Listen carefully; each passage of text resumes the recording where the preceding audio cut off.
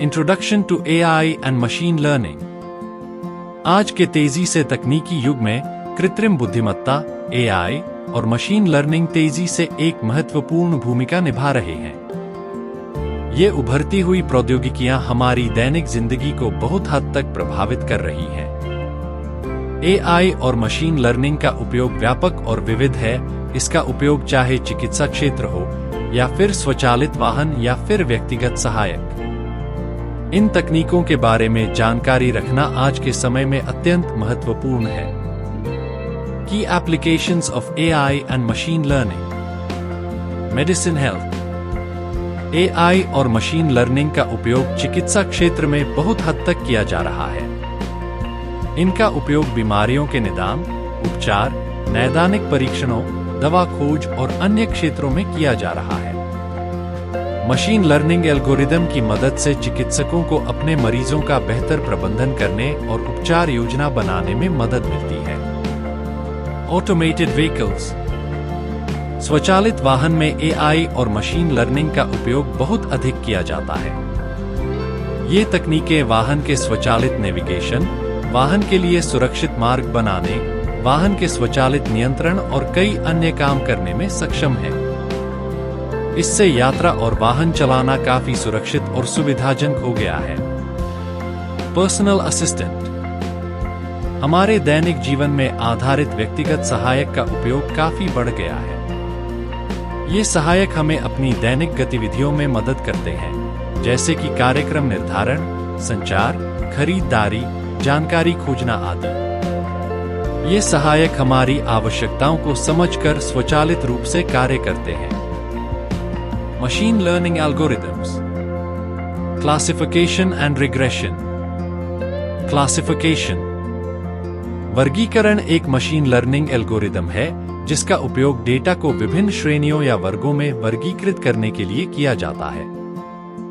यह algorithm data के pattern को पहचानकर उसे सही वर्ग में वर्गीकृत करता है। चाहे वह ईमेल को स्पैम या गैर स्पैम में वर्गीकृत करना हो या फिर चिकित्सीय रिपोर्ट को किसी बीमारी से संबंधित करना हो, वर्गीकरण एल्गोरिदम इसमें सहायता करते हैं। रिग्रेशन।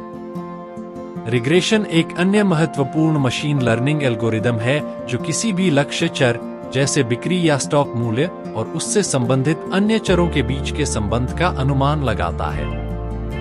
यह एल्गोरिदम डेटा के पैटर्न को पहचानकर भविष्य की घटनाओं का अनुमान लगाने में मदद करता है, जैसे कि किसी कंपनी की अगले साल की बिक्री का अनुमान।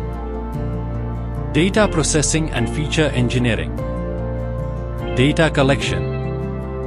मशीन लर्निंग प्रक्रिया का पहला कदम डेटा संग्रह है।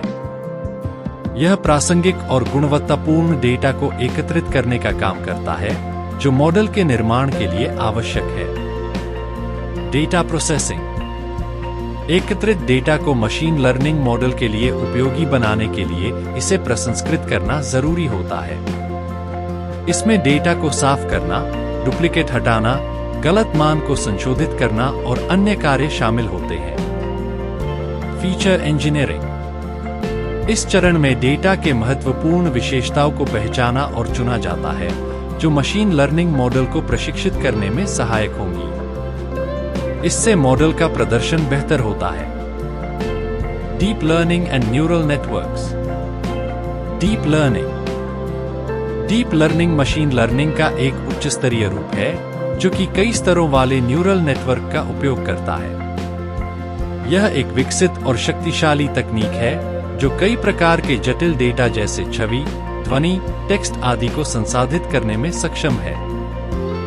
Neural network.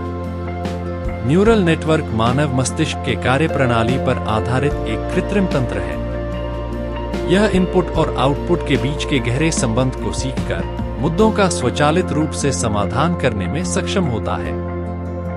यह डीप लर्निंग के मूल में है। Capacity to work.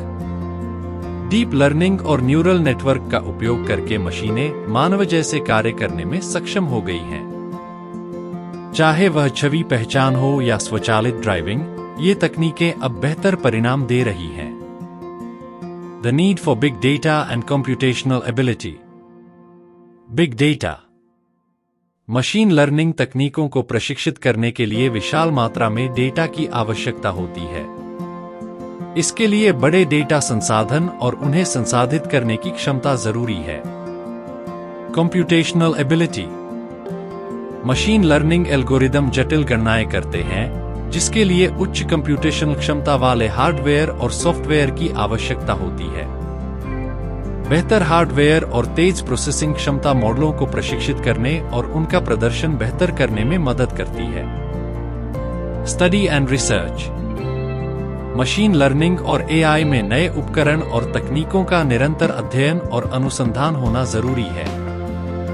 इससे इन क्षेत्रों में निरंतर प्रगति और नवीनता आती रहती है।